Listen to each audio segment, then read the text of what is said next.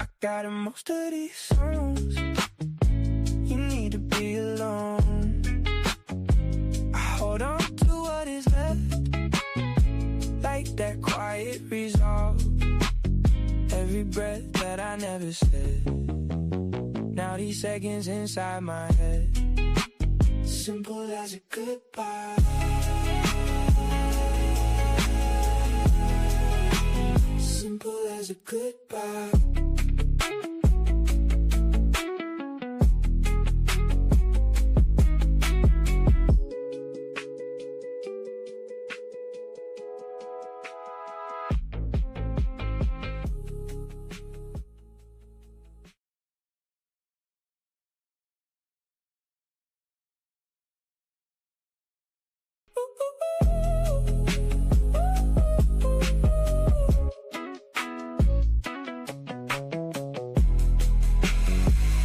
What's up? What's up? What's up? What's up? What's up? What's up? Happy Saturday. Happy Saturday to each and every one of you out there. It's a great day. Hopefully you are enjoying the beginning of your weekend. And welcome to TLS Talks. I'm your host, Terrell T. Rizzi, in the studio, and I'm super excited about what we have to talk about and what we're going to do today. Today, we are talking about love languages, not as a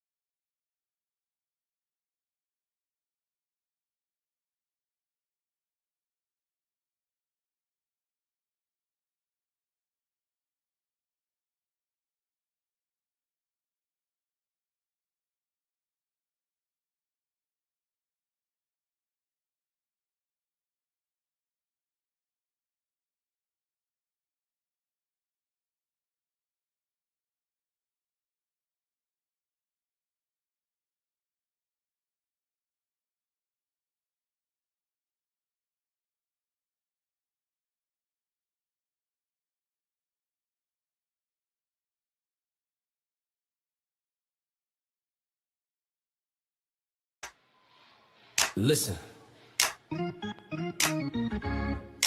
this ain't just a podcast. This is real talk for real life. Yeah, when you town it up, use it up, make it clear, make it right. TLS Talk. Yes, sir. TLS Talk. Pull your chair up, come on in. Come on in. Yeah, everyday people, where we begin.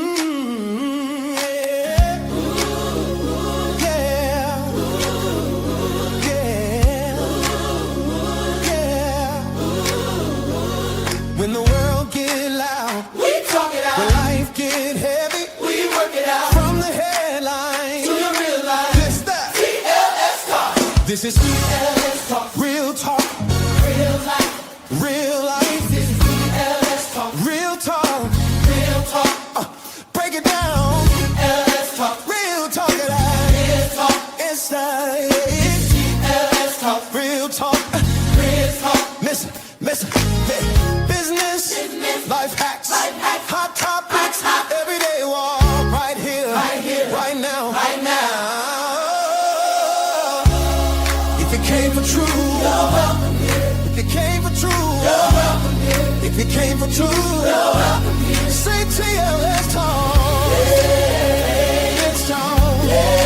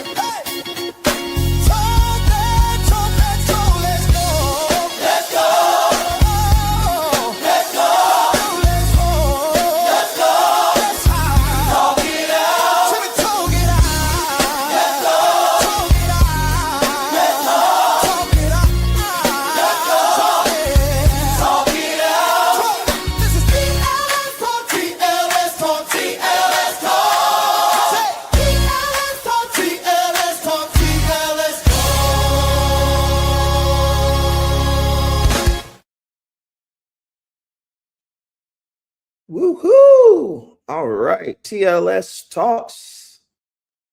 I like that song.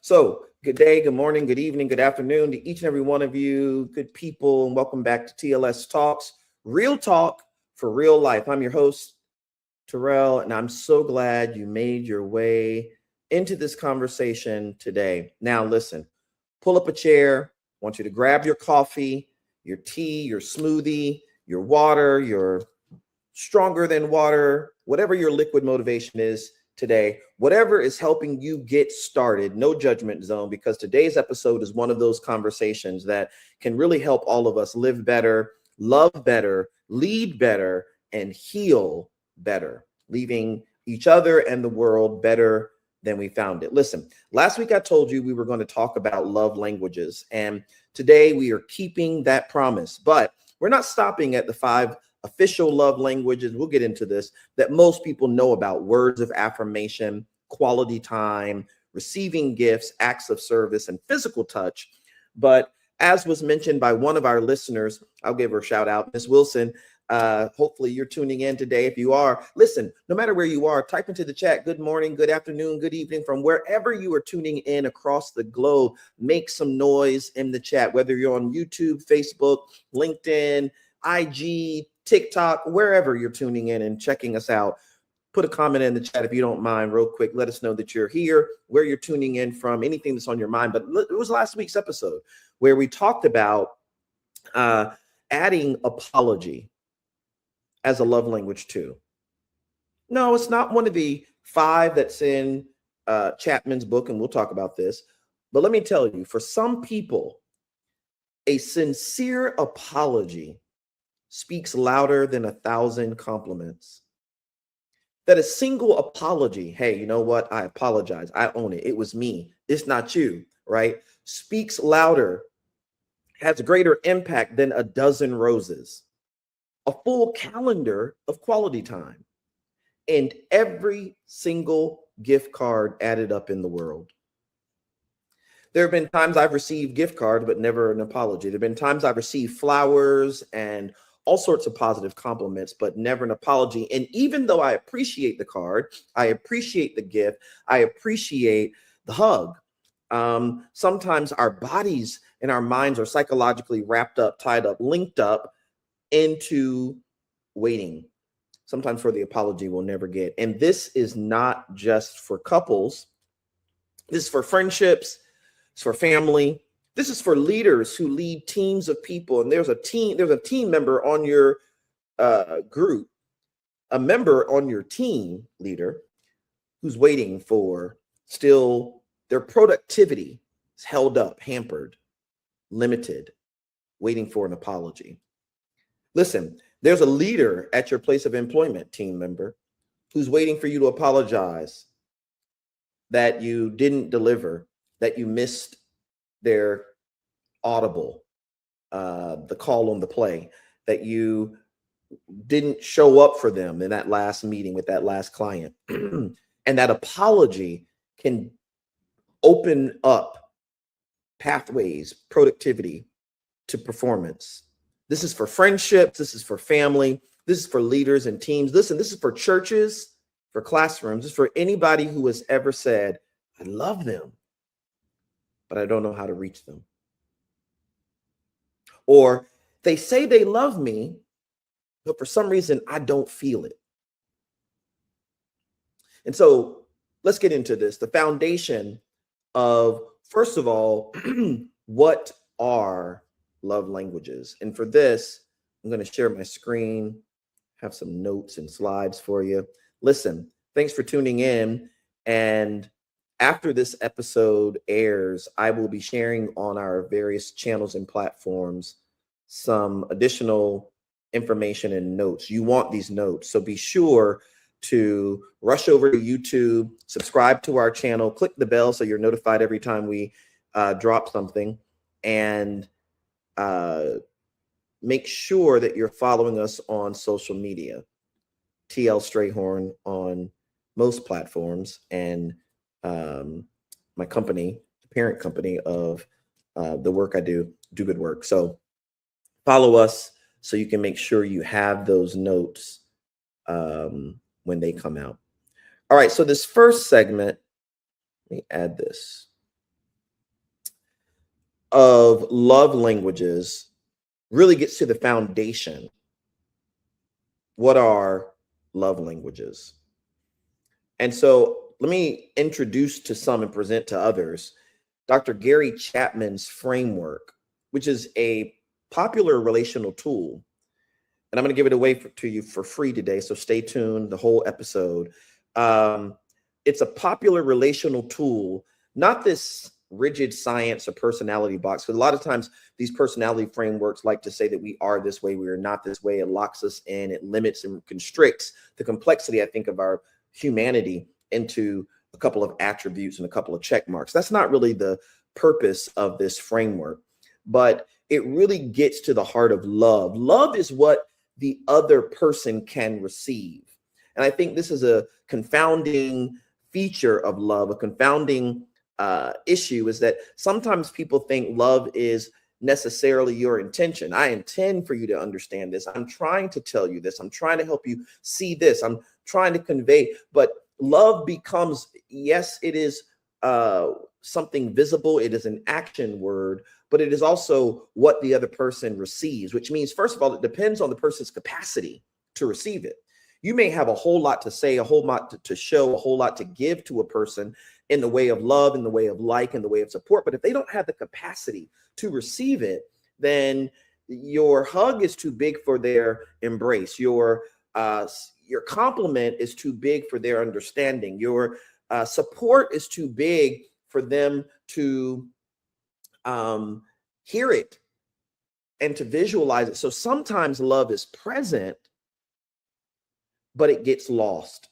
It gets lost in the translation. It gets lost in the manifestation. It gets lost manifestation. By that, I simply mean you may intend. I have done things for people in both personal friendships, workships, leadership, loveship that I thought was a great way of showing them that I cared. I'm making time for them. They're important to me. Love has no limits. And what I've learned from these experiences is sometimes, even when trying to blow someone's mind in love, or I was watching, no. So today in history, right? We'll come to this. But yesterday, this episode is on June 20th. And so yesterday was the opening of the Obama Presidential Library. And there's this clip I was watching of Michelle Obama speaking to President Barack Obama. And she said something like, I'm paraphrasing, years ago, you promised you couldn't give me the world, but you give me a good ride. And then she said something like, standing by your side throughout our marriage has done both.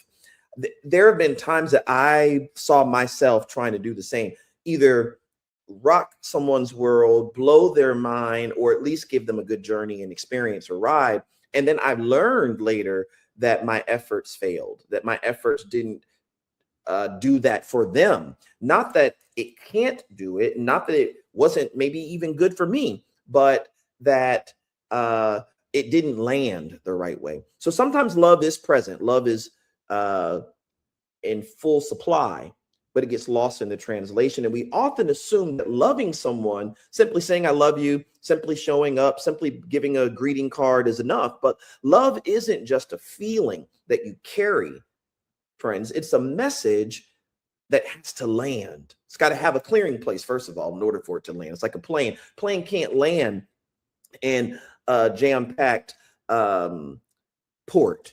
A plane can't land when there is in the ocean. I mean, that's unhealthy. That's unsafe. That's dangerous. Life-threatening, right? A plane can't land. It has to have space, clearing, open place to land.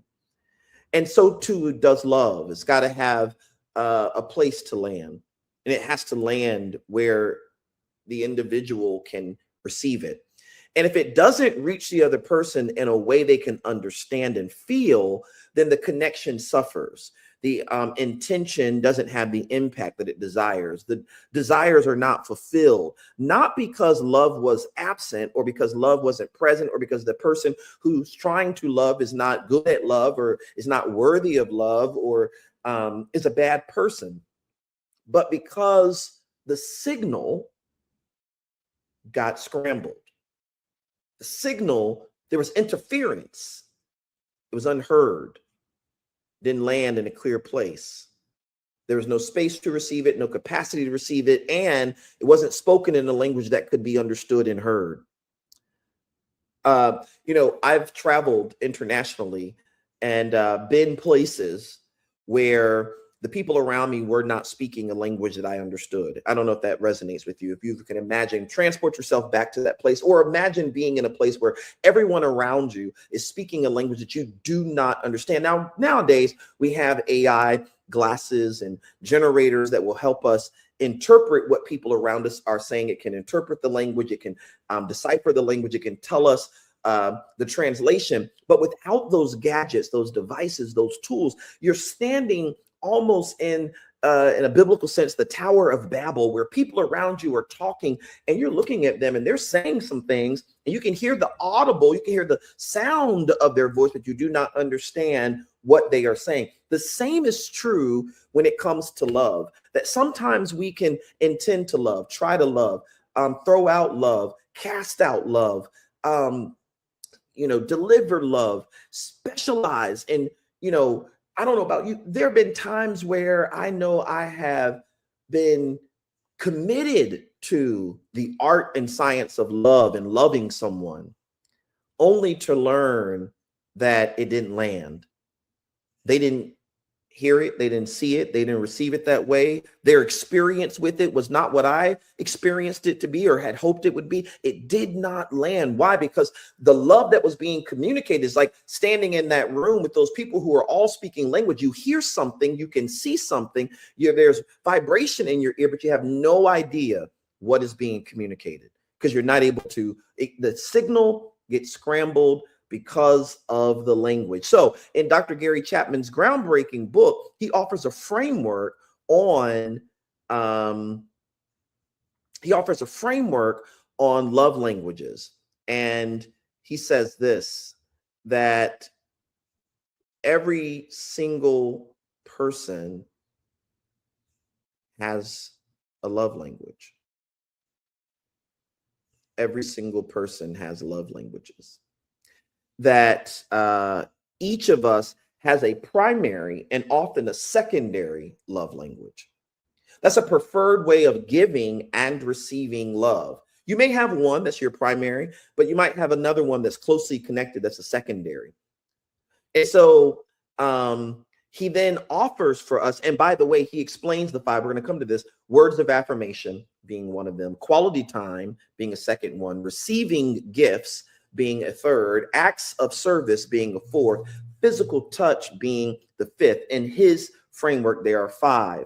And then he offers this metaphor called the love tank. Think of it like a love tank, where when someone speaks your language, your love tank fills up. That if I hear and receive love through words of affirmation, that when someone whom I am in ship with, loveship, kinship, friendship, leadership, workship, churchship, whatever.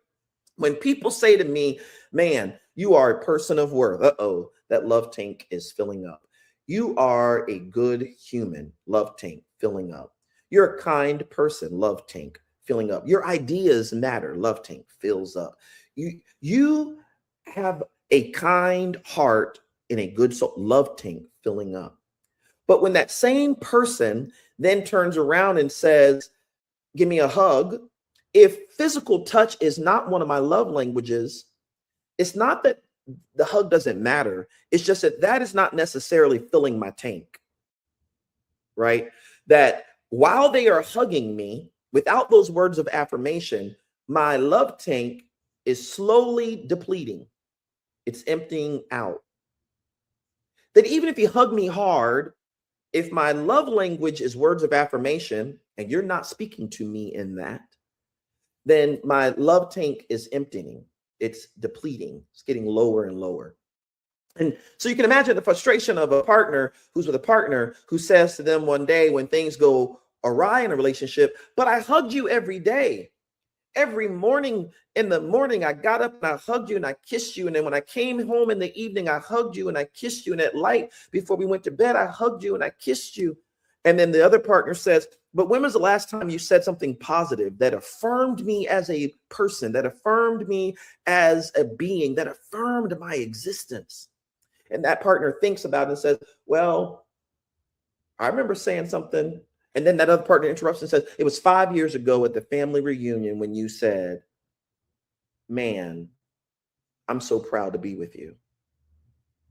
And for 5 years, I've had hugs and kisses that did nothing to fill my reservoir. That as life was lifing and as love was loving and as bills were billing and as trials were trialing, right? It was depleting my tank. And there was nothing to refill, to supply. People flourish when they feel loved in a way they can receive. Not the way you receive, not the way you project, but when they love in a way they can receive.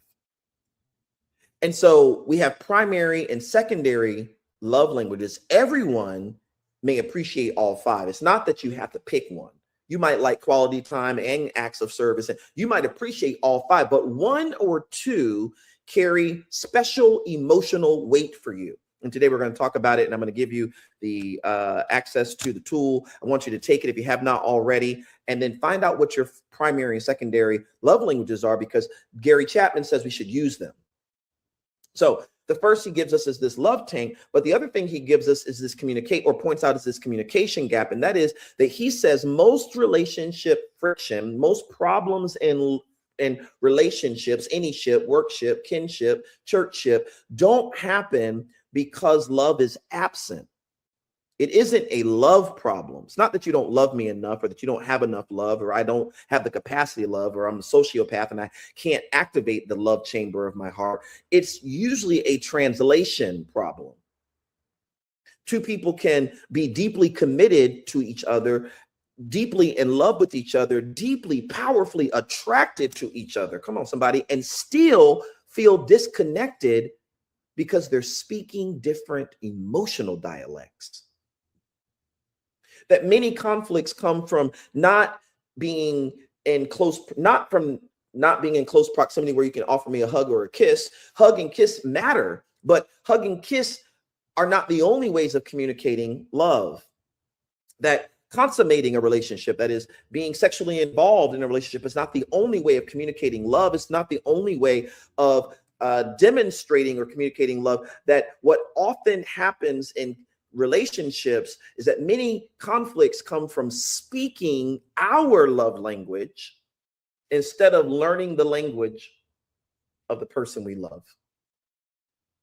That the reason why some relationships persist, they're stable, they endure the hardship of time, the difficulties of time, is that for many people, they have not only done what we're doing today, and that is talk about love languages, understanding these love languages, going to access the tool to figure out what our primary and our secondary are so that we can then communicate to people, listen, there's no need for you to go broke trying to buy me a bunch of gifts when gifts don't communicate love to me. That there's no reason for you to spend all day trying to think of a positive mantra. You on ChatGPT, Claude AI, Gamma AI, all these AI saying, give me 10 to 20 words of affirmation so you can tuck it in my pillow and put it in the text message and have it posted on the mirror when I brush my teeth. When words of affirmation don't communicate love to me. What you need to do if you really want to communicate love to me is understand that my primary, my secondary are acts of service. So if you want to communicate love to me, don't spend time hugging and kissing all the time, although that's important. Don't spend all your mental and intellectual energy trying to tell me you're a person of worth. You have a good heart. You is kind. You is patient. You is beautiful. No. Help me move this chair. Help me balance a checkbook. Help me grow my brand. help me mow the lawn or wash the dishes, or let's cook together. Those acts of service, helping me accomplish something, is the way that I hear. That rather than you interrupting your flow of schedule and your binge watching of Love Island, shout out to Love Island, right? To help me with acts of service, understand that love for me is communicated through quality time. It's when you shut off Love Island and make time for me that I hear and receive love. Listen, so somebody needs to hear this too. It's not when Love Island is over and you've balanced your checkbook and you've completed all your emails and you've talked to all your line sisters or brothers, frat brothers, and then want to spend quality time with me, that does not always land as love. Why? Because sometimes that you got to read the fuller book. I'm going to give you as much information I can in this power pack episode. We may have to have a part 2 because I'm really getting into this and I'm not really fully off of slide 1. But quality time includes in it, for some people, the act of sacrifice. That what makes time quality is not just the length of time, that's quantity of time. That's not a love language. Although some people, an aspect of the quality is the quantity. So 5 minutes may not land. Maybe they do need 30. Maybe they do need 50. Maybe they need the whole hour. Maybe they need multiple hours. It's up to you to know your partner, know your coworker, know your supervisor, know your pastor, know your congregation, so that whatever ship you're in, you know how to activate what I'm talking about here. But for many people, the quality part of it is that there's the act of sacrifice. Sacrifice is a part of love. So it's when you shut off Love Island in the middle of the episode, because you're recording it anyway, because you're going to TiVo it or whatever it's called. I don't do it, obviously. But you're going to record it and you're going to shut off the episode to make time for me. Now I'm hearing it. I'm starting to hear and feel love. I'm starting to feel special. I'm starting to feel that special emotional weight that communicates love. It's when I know you have a report to do and it's due tomorrow. And in the middle of it all, you look at me and you see the one you love and you put the report to the side and say, listen, this report is due tomorrow, but I need 20 minutes. Let's go for a walk. And we hold hands and we're talking through, and you're asking me about my day, not about what should you put in the report. Not that, listen, for some people, having input into your project would communicate love, but those are the acts of service. That's the quality time that Chapman's talking about that starts to fill tanks. And the communication gap, that is, conflict, arises not because of a love problem, but because of a translation problem. Two people can be in love and still feel disconnected because they're speaking different emotional dialects. You're speaking your dialect to him, and you're speaking his dialect to her. You got to understand their primary and secondary. Everyone has a primary love language. There's some secondary languages out there that also matter. Your language is shaped by your upbringing and by your experience. Both. Someone was asking me the other week, hey, when you do this, who are you being? Is it mother or is it your father? And it was a great conversation. I appreciate them asking me, because it called me to consciousness about the fact that there are things that I do right now that I know are 100% influenced and shaped by lessons I picked up from my dad. That is, my dad, I observed to be a person who would be very introspective. He, what is it called? Not grinded his teeth when he was in deep thought. He would listen a lot more than he would talk. And so when I'm introspective, when I'm slow to respond, when I'm thinking deeply about what I want to say and how I want to say it and how does it going to land and all of that, I know that the bridling of my tongue and the intentional pausing of my response was inspired by lessons that I received from my father. Now, when I realize that there are moments in life, and listen, there are moments in life when you're going to have the capacity and the courage to confront. There's a whole lot of C words. The capacity and the courage to confront and challenge situations and people that are difficult. That sometimes people don't know how to have difficult conversations. They don't know how to confront folks who have mistreated them, or how to resolve conflict, whether it's an unpaid bill, a parking ticket, or a person who is being disrespectful. I picked up valuable lessons from my mother about how to ease into those conversations in a way that's respectful, but also courageous, that speaks up for myself, that people don't walk over me, no matter how young I am, no matter how small I am, no matter how Black I am, that I know how to speak up for myself and how to stay focused on the issues at hand and how to seek resolution and have an idea about what resolution looks like. And I learned those lessons from my mother, right? But I also learned other lessons. That's from my upbringing, but also learned some other lessons from people. I had a relationship in the past that taught me that I had to ask questions, because sometimes people won't tell you things. You know, they will say, I'm going to the baseball game. And they did go to the baseball game. What they did not tell you is that they went to the baseball game with their ex. So unless you ask the question of who did you go to the baseball game with, this is not true for everyone, but I've had relationships in the past that have that experience that's on the screen. It taught me, Terrell, learn to ask questions. Some people will experience these questions as new and different because maybe they haven't had a partner who will ask these kinds of specific questions. But I've had experience that has taught me how to have that language with people. And so I might say, did you go to where'd you do yesterday? You went to a baseball game. Okay, what game? The Astros game. Cool, great. Who did you go with? I went with some friends. Okay. And are these friends that I know or friends that I don't know? Right.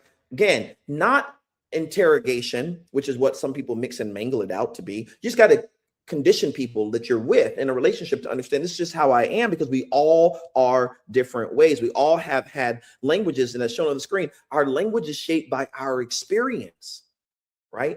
And so, you know, who'd you go with?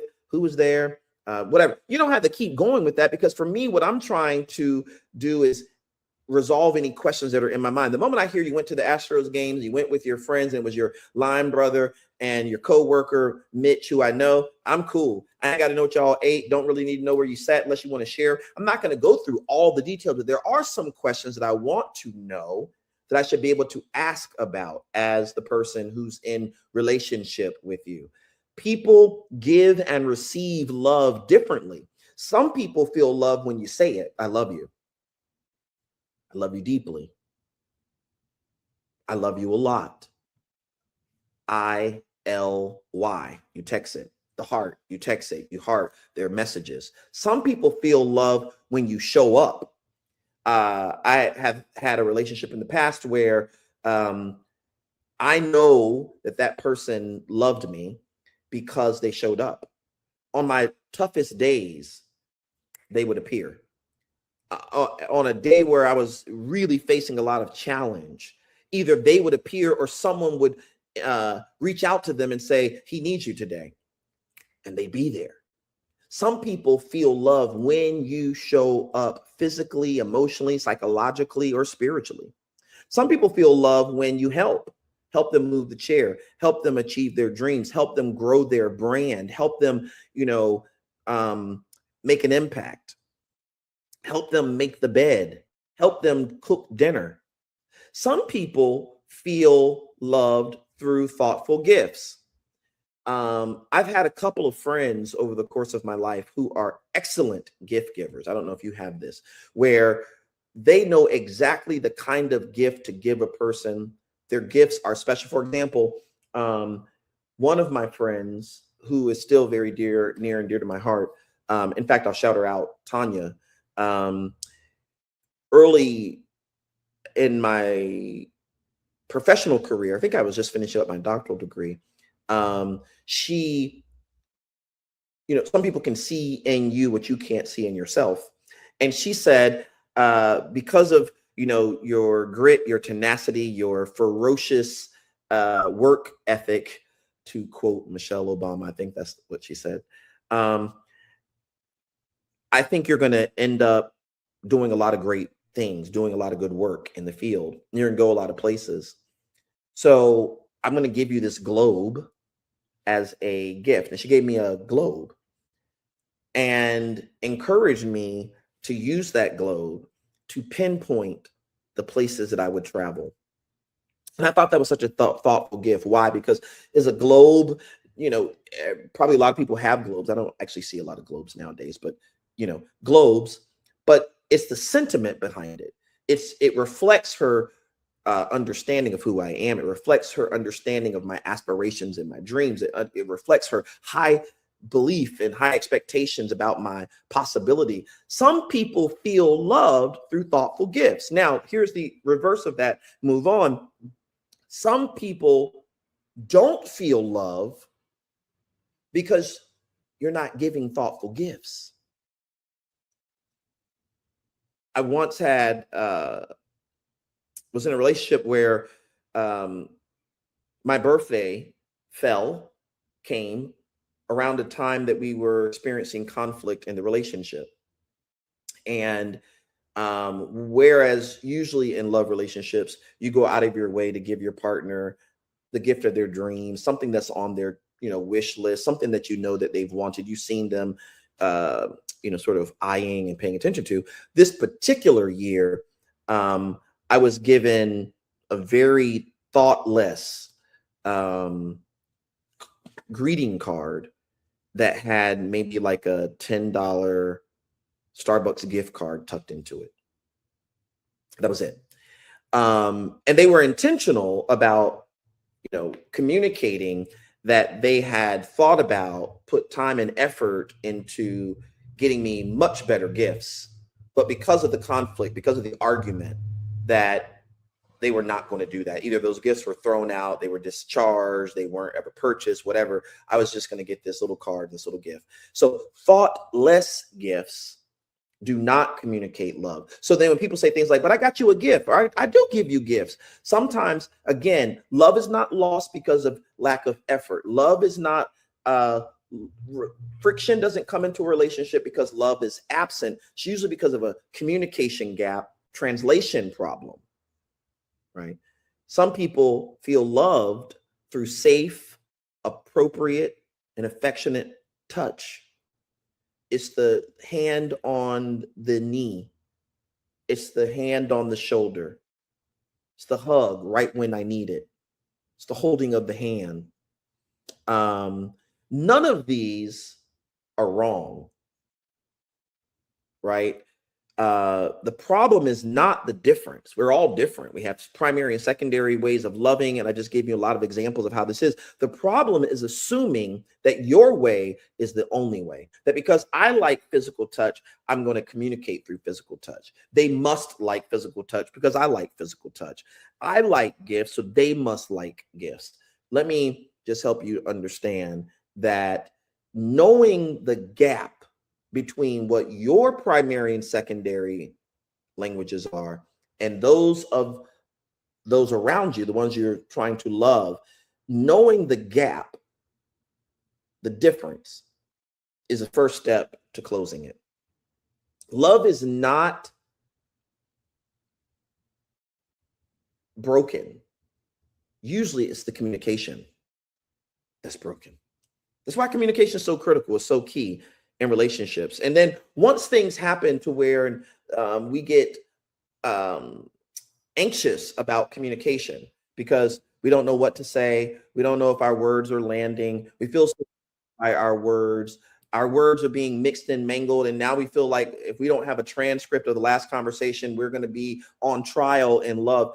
For anyone who's experiencing that in a relationship or in a workship or in a kinship or a churchship or a leadership, listen, it's not that it's broken and it cannot be repaired, but it is that you're going to have to take some steps to repair it, that you're going to have to start to both parties, all parties have to pump the brakes a bit, acknowledge the problem, and then take each other off trial first. Start saying, listen, my mom was saying to me the other week, she's like, baby, you're going to have to loosen up. Loosen up. Loosen up. Loosen up. Let the words flow again. Don't judge them. Don't judge yours. Don't judge theirs. People will make mistakes. We're all going to make mistakes because we're human. The good thing about mistakes is they can be forgiven. We can practice empathy, that if you forgive me, I can forgive you. We can make it through this. Lighten up and create more space for communication to flow naturally. And then do what we're talking about now, and that is learn your primary, secondary, their primary and secondary, and then start communicating in a way that will land. Love that is not translated can feel like love that is absent. And I have, in my coaching line of coaching work, met lots of supervisors and employees, met lots of team members, met lots of couples who say love is broken. We're not in love. We've fallen out of love. Our relationship is broken. And with a little tender care and a little effort and work, you discover up under all that refuse, under all those ashes, under all of that noise, all of that frustration, all of those arguments, all of those nasty comments that happen, is the ember of love. Love is still there, still present, still burning. And it's quite frankly, it's even burning bright. There's just a lot of stuff on it. Love that is not translated can feel like love that is absent. You could be doing a lot and still missing the mark. You can be moving a lot and still missing the mark. You could be buying a lot and spending a lot and traveling a lot and texting a lot, still missing the mark. Especially if you are doing what matters to you, but not what lands with them. That sometimes in love is sacrificial. That if you are not taking time from your affairs, from your day, from your schedule, from your love tank, taking things to communicate love, to signal love, to show love to the other person, to the partner, in the language that lands for them, you could still be missing the mark. That's why the love language conversation matters so much. It gives us a vocabulary. If nothing else, it gives us a mirror, gives us a roadmap, helps us ask better questions. Questions like, hey, what makes you feel loved?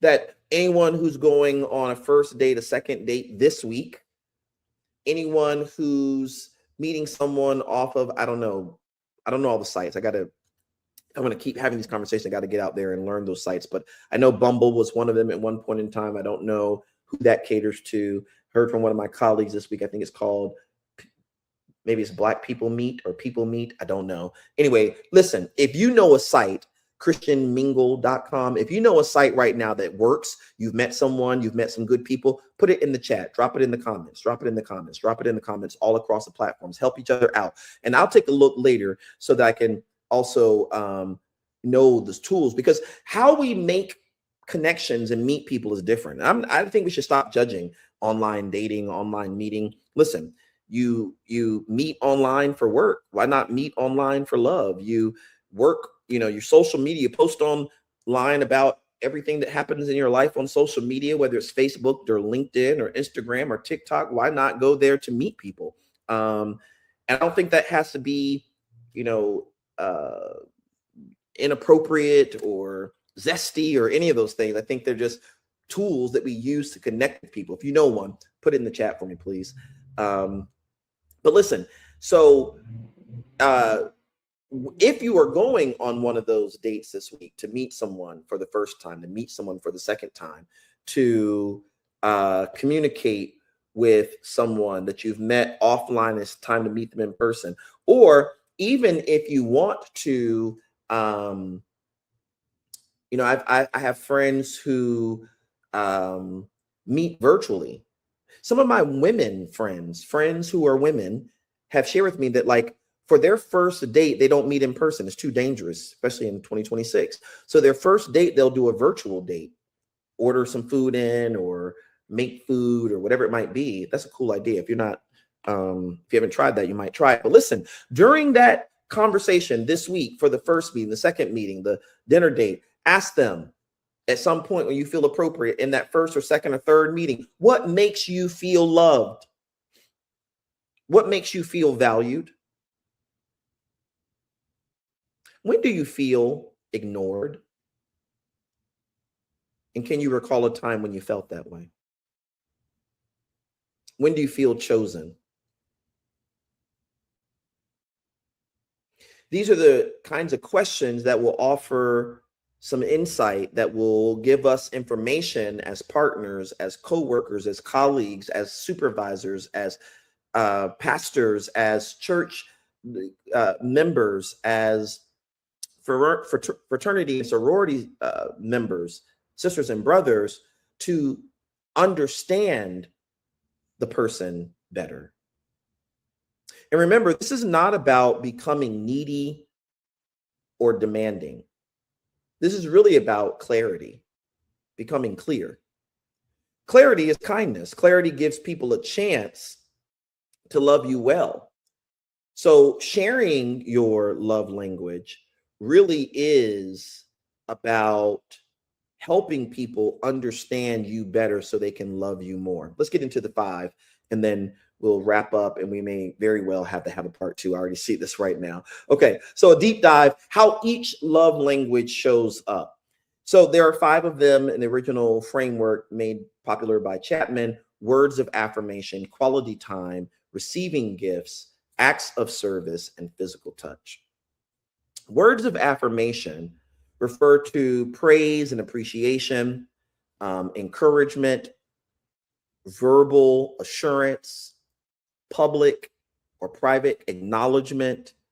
It's when genuine appreciation is spoken out loud or in written form. Some people can live off of a well-timed, "I'm so proud of you," right? Some people can love off of a genuine, "I truly appreciate you. You are so strong. You are just handling business and you're on top of your game."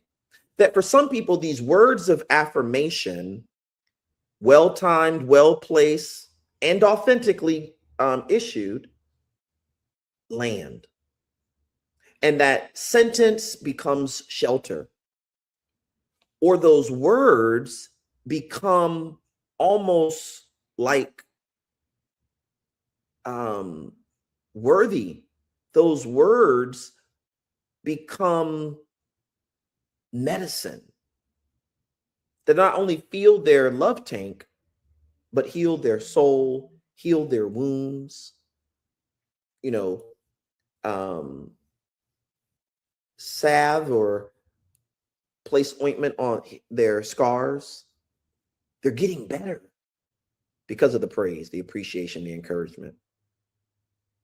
Some people, their primary or secondary falls into quality time. This is, listen, undivided attention. Mere passage of time with your person is not quality time. And I've seen time and time again where partners will come together and they'll say things like, "Well, we just had a special night. We just watched a movie." And then the other partner will say, "Yeah, but you were on your phone the whole time," or "You fell asleep," or "You were distracted and moving around the house or the apartment the whole time the movie was on." and the one partner won't understand because in their mind, that was still quality time. We watched the movie, we got to the end, we even laughed a couple of times, but quality time for people whose primary is in this quadrant is about undivided attention, presence without distraction. Presence without interference. Intentional conversation, not, hey, how was your day? How's the weather? What do you want to eat for dinner? But intentional conversation where we stop, we pause, we bring our worlds together and we start discussing matters of the day. Where is this relationship going? What makes you feel seen and heard? Hey, that argument we had last week, can we go back to it, pull out some of the points that caused it, and also co-create a path forward about how to resolve it, how to handle those problems better in the future, right? This intentional, curated conversation, undivided attention that signals and represents real presence, real involvement, where one is fully present, fully here, phones down, eyes up. That is quality time. Another quality time example is one of shared rituals. And there are lots of couples who make it very far in life because they have these shared rituals that they always eat together. Go out, do your thing. In fact, I was talking to one of my fraternity brothers who just got married a year ago. And he and his wife, who both live very, very busy professional lives, on average, always eat dinner together. Sometimes dinner's at 6, sometimes it's at 7, depends on their day. They communicate throughout the day. How's it looking? When you're going to wrap up? Late night for me. Or, there once in a while, she may have a dinner for work or a meeting. He may have to stay late in the office. And on those nights, they extend empathy and understanding, but it's not a pattern of behavior that they skip. Most often, their shared ritual is coming together for dinner. They meet at the house for dinner. They meet at a restaurant for dinner. They meet at another couple's house, one of their friends, for these shared rituals. I have another buddy of mine who's married. He and his husband, they, at the end of the day, have a shared ritual of journaling together. They have separate journals, but before they go to bed, they both journal, take a moment or two, journal, and then they share with each other what they're most grateful about. Grateful about each other, grateful about the closing of the house, on the house, grateful that their pet kids, they have a dog, 2 dogs, that their dogs are well. I mean, whatever it is, right? So they go through this shared ritual every single day. Now, that doesn't mean that if one of them is traveling for work, that they have to, maybe they do it over the phone, maybe they do it over FaceTime. But by and large, there is a consistent and shared commitment to the ritual of journaling together and then sharing the one thing today I'm most grateful for. That shared ritual represents quality time. So it's no surprise then that in some of the work that I've done with them, I've learned quality time is in their top primary, secondary, both of them. Matters a lot. All right. Some of us, our primary is in the area of receiving gifts. These are thoughtful tokens, reminders, small surprises, or symbols that say, hey, I thought of you. Hey, I was thinking of you. Hey, I know you. I see you. It's not about the cost. Receiving gifts, I mean, some people like big, expensive gifts. You got to know your partner to know that. But some people, most people who love language is about receiving gift, this is not about materialism. It's really about meaning making. The gift simply says, I remembered. The gift simply says, I know you and I'm getting to know you. The gift simply says, while traveling to Washington State, you were on my mind. So I got you this hoodie. I picked up this special tea from Chicago. Well, popcorn from Chicago, maybe, whatever. Tea from Montana, because I know you like tea. I know you love coffee, so I got you this coffee mug when I went to Yellowstone National Park for work. Whatever. Small tokens, reminders, surprises, or symbols that communicate, I'm thinking of you, you're on my mind. It's not about materialism, really is about meaning. This one's important to me because I know it's one of my primary and secondary love languages, and that is acts of service. And that is actions that ease the load for the person. That some people hear love, receive love, love lands when you are helping, you are easing the load, you're handling a task, you're anticipating one of their needs and offering practical, usable, effective support. You're running some errands or you're handling some chores, you're doing the follow through, you're doing speaks far louder than you're saying for this person. For some people, nothing says I love you like I handled it. Don't worry about it. I got it. Give it to me. I have been in relationships where, I typically keep a pretty busy life where someone has said to me, look, give me 3 or 4 of those and you handle the rest. Hey, you do that. Is there something I can do to help? That while you're doing that, I'm going to go handle this other thing, or let's go here and do this. And to me, I'm all in for it because I'm in love. I want to be with the person. Though quality time is not my primary, again, we could all appreciate all of these. And so I'm into quality time, but at that particular point in time, I don't have a whole lot of time to build the plan for and get the flights for and get the hotel for. So when that person says, listen, you want to go? Cool. You working on that? All right. I'm going to go start looking at the cruises. I'm going to go start looking at the hotels. I've already booked the hotel. In fact, here are the flights that work best. See if this works. They handle it. That nothing communicates love more than check, done. For these folks, they hear love through relief. They hear love through ease. I got 99 problems and you're trying to take on 5 of them. So I'm down to 90 or something. You working and me working. Just know that when you're dealing with, it's not about cooking them breakfast and giving it to them, because sometimes people think that's what it's about. It's about servitude. That's not what it's about. It's about easing the load, handling a task. I remember one time hiring a person who during her interview said something like, as a leader, you have many things on your plate.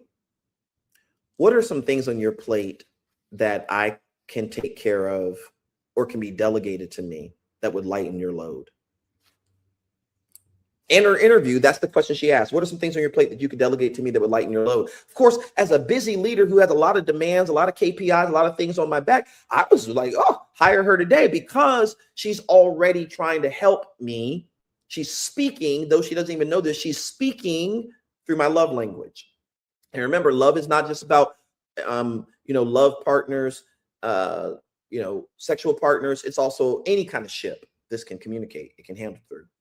And then lastly is physical touch. That is that some people's love language is physical touch. That is safe, consensual, affectionate contact. It's high fives, it's hugs, it's hand holding, it's closeness, it's appropriate comfort. It's that reassuring presence. I once dated a person who let me know that, like, just my hand on them, hand holding, hand on their arm, my arm around them, made them feel safe, secure, seen and heard. That if they were feeling anxious, my touch would calm them.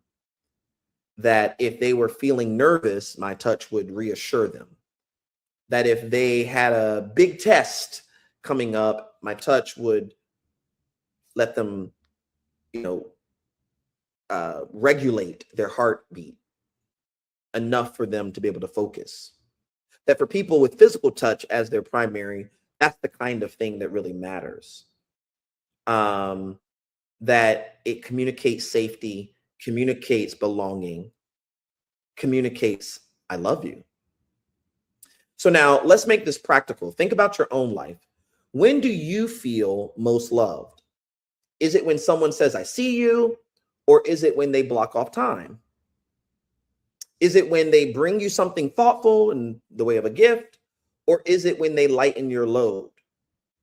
Is it when they hold your hand or hug you after a hard day? Your answer is a clue to your love language. I dare you drop into the chat. Which one is it for you? Just without taking the quiz, is it about time? Is it about touch? Is it about gift giving? Is it about acts of service? Is it about words of affirmation? Which one do you think you are? And some of you may have taken the quiz before, so you actually know. But, and here's the leadership version for those who need to hear it. Your team members have love languages too. One person feels valued by public praise. Shout out the meeting. Karen did a great job. Marcus, great job. Hit your marks. Nice job. Thanks for stepping in for the event. Another feels valued and important when you give them time and attention. Hey, walk with me. Hey, join me for lunch today. Hey, let's set up a meeting and sit down and talk. Another feels valued and loved when you remove a barrier, acts of service. You know what? What's getting in the way of your productivity? Something over in business affairs or something over in logistics or facilities? Let me reach out to that person to help see what I can move forward for you. Another feels valued, respected, loved, cared about when you invest in their growth. I want to nominate you and send you to this conference. I want you to, I've recommended you to HR for this leadership pathway or development program. Love languages become human languages when we apply them with wisdom. All right. So here we are at the hour mark. Been trying to break these up into smaller episodes just so that I don't overwhelm people with 5-hour episodes every single time. So I'm going to put a quick break here. Good people, you are listening to TLS Talks with your host, Terrell. Real talk for real life. In today's episode, we've been talking about love languages, the secret to deeper connection. So listen, stay tuned, go to our channel, like, subscribe, hit that bell so you're notified every time a new episode drops. And I'm going to break this into 2 parts. So when we come back for the second half, we're going to talk about the one love language that is not a part of the official 5. We talked about it last week, but might be one that saves your relationship. It's called apology. So thanks for tuning in. Stay tuned for this quick promotional and then a closing song, and then look for part 2 on apology as an unofficial love language. Do me a favor, drop some love in the comments. And until next time, remember this. We talk about real issues here. We're talking about real talk for real life. That's TLS Talks. Peace. Look at me for a second. You are not lazy. You are not broken. You are not behind. You're tired. Tired from carrying expectations nobody can see. Tired from comparing your real life to everybody else's highlight reel. Tired from waking up already overwhelmed by a to-do list that keeps getting longer while your energy keeps getting shorter. And the hard part is that eventually you start believing the lie that because you feel stuck, you are stuck. The lie that because progress is slow, growth isn't happening. The lie that because you've fallen down before, you shouldn't try again. But my research and scholarship teaches us something powerful. Your brain is like a powerful muscle. It changes through repetition, not perfection. Small actions repeated daily literally rewire the brain. One walk, one application, one chapter, one prayer, one deep breath, one healthy boundary, one more try. That's how transformation happens. Not all at once, but all of a sudden. And positive psychology tells us that momentum is deeply connected to meaning. Meaning creates motivation. Motivation creates movement. Movement creates confidence. Let me say that again. Movement creates confidence. That confidence, it becomes evidence. Evidence that you're capable. Evidence that you're healing. Evidence that you still have something left in you. Listen to me carefully. You do not need to become a different person to change your life. No, You need consistent moments where you do something different. Get up, buy it, try it, call them, block them, run, walk, dance. Because some of y'all have survived things that should have taken you out. But you're still here, still standing, still dreaming, still becoming. That means there's still purpose on your life. You're here because there's more. So apply for the job, start the business, go back to school, send the email, take the class, flip the room, try again. Because your future is not waiting on perfection, it's waiting on permission. And today, you stop waiting for somebody else to hand you what's already placed inside you. Go get it. I'm rooting for you.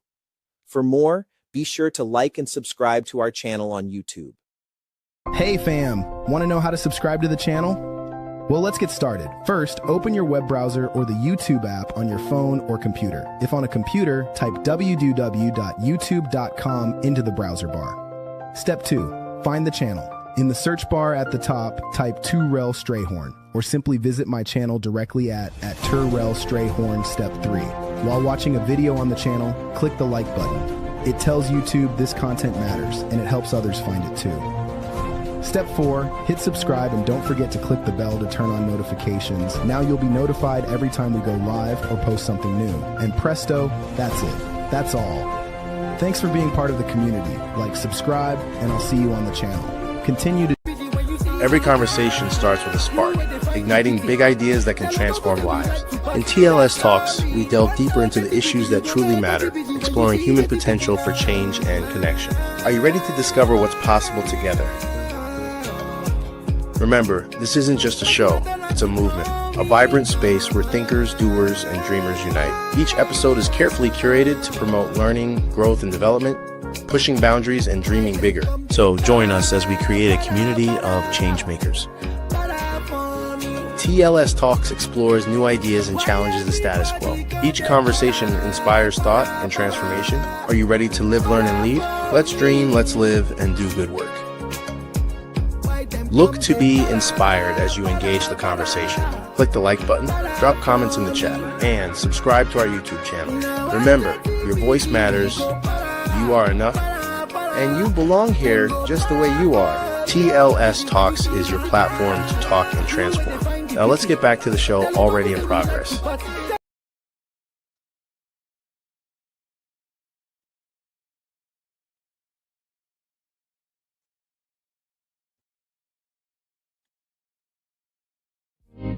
Don't just want your love when it's all going right. I need you the most in the middle of the night. Love me when it's hard, not just when it's easy. Stay right where you are, even when it's heavy. Love me when I'm low, when I'm falling apart.